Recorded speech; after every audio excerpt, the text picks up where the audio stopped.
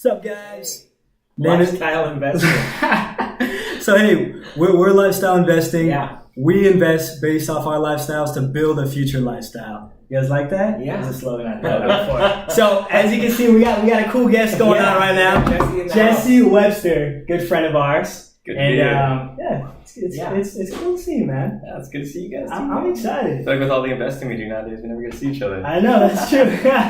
Mike, you got 10 seconds. You want to say something? Welcome. Glad you're here. I'm super excited about today. I just want to get right into it and get really new friend with Jesse. Just want to get to know about you and what's going on. I'm ready. Yeah, I'm pumped. Yeah. So first of all, I want to say like some groundwork real quick.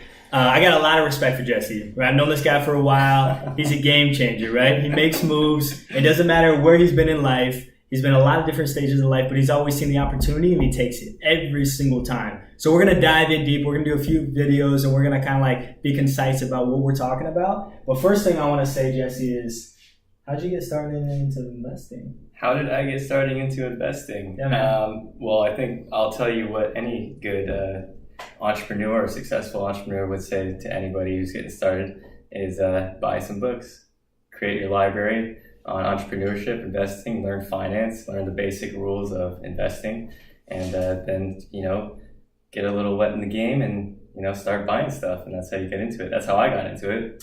And once you start getting a little bit of knowledge from those books, like Robert Kiyosaki, Rich Dad Poor Dad, then you start kind of getting that mindset of when you're out and about, you start seeing these opportunities. And that's when you can start acting on opportunities, when you get a little base knowledge. Okay. So would you say like your first level is reading books, right?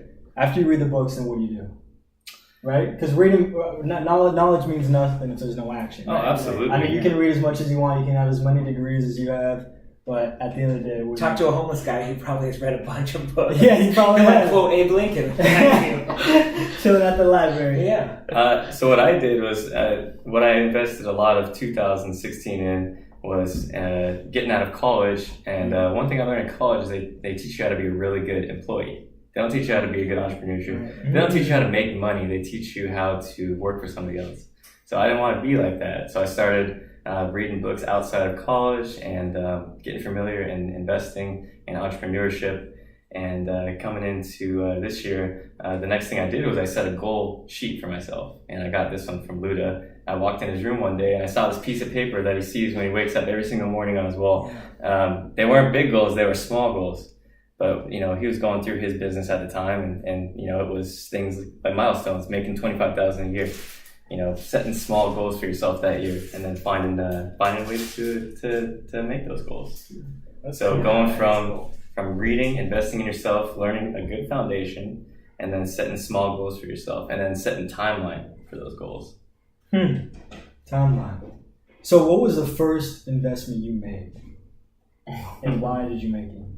The first investment I made? Oh gosh. I mean, what are we talking about? I feel like the story is going to go in a weird place. I've made some bad ones. No judgment. I was doing some stupid stuff in college. My mentality was you can get rich quick, and I was like, what are these penny stocks? That's penny stocks, right? Yeah, right. So that's good stuff, man. Is this just me? I don't know. No. You see, like I told you before we started filming, that's the only experience I have is like losing money when the news changes. I know. But when you win, you win. Yeah. Right. But then you lose. But it's I've heard it's time in the market, not timing the market. It's kind of hard. You got to spend 25 hours a day reading. That was crazy stuff. I would invest, I think, like $200, $250 a day. I was in college and money. Then you make $600. You're like, wow, this is awesome. But then you lose it the next day. You're just like, this is horrible. Yeah. So that was probably my first investment where I, got, hang of, being able to spend what's in your checking account and savings account and tossing money around. So it was definitely a bad investment, but definitely a learning experience. Right. Let's talk about that a little bit. So penny stock investing. Okay. Right? Does that fit anybody's lifestyle? Is that an opportunity someone should take on? I think so. Yeah? Yeah. If you do the research. There are people that wake up before their actual day job and read. They go online, they check the financial markets, they're reading the quarterly pro formas, they're in it. So they're going to they could buy, a bunch of $3 stocks, and when it goes up to $6, they have an automatic set sale. So I think there are some people who maybe just have a little bit of money and time to do the research, but I think if you're not doing the research, you're just investing in something you know nothing about, which is, that's my experience. That's how I've lost money. So if I put money in an area where I'm not in, my life's not in. Yeah. I did the research after I lost the money. Yeah, right. I was like, why did this happen? Learn the lesson backwards. Right? Yeah. How can I prevent this? Right. That's true. Right. But then that kind of goes on to a next step, like, can you, and I'm not trying to question anybody, I'm just thinking, Right. I'm just feeling the thoughts. Mm-hmm. Can you, not test the market, can you time the market? All right. Can you time the market? I don't know. I don't know. It might. Yeah. I don't do enough research to know. But it seems to me like it's luck. But there are people who consistently make money. Yeah. But it's not me. I'm not the guy that does that. Well, I mean, timing the market, it could be for anything. It could be for stocks, for real estate, for absolutely anything going on. Yeah. And I know like those brokers, the guys who do the 401ks and stuff, and they just do everything on analysis of years and years and years of statistics. So Fund manager. I mean, if you can read that stuff, then Right. you can time the market. But You can make educated guesses. Educated guesses. yeah, there you go. That's a good word. That's the way to do Educated it. guesses. Yeah. I read some books on stocks, and that's what they said. Yeah. Well, it was like the same thing we were talking about in sales, right? You make 100 dials doesn't mean you'll get, a couple close, but over the long term, you make 100 dials for weeks and weeks and weeks. You'll know. Every 72 dials I got a sale. Like, you'll have that. You'll have that data. Yeah, so it's the same thing in investing where you as long as you stick to it, to your regime, I feel like in the long term it works out. Yeah, I mean, lessons like that are painful. Like, and for me, anytime I've grown, it's because something hurt. So it's like, ow, okay, how do I not make that happen again? So, yeah. Well, it's good that what you guys both just said is you guys learn failure, but you're being persistent and powering forward through it to find success.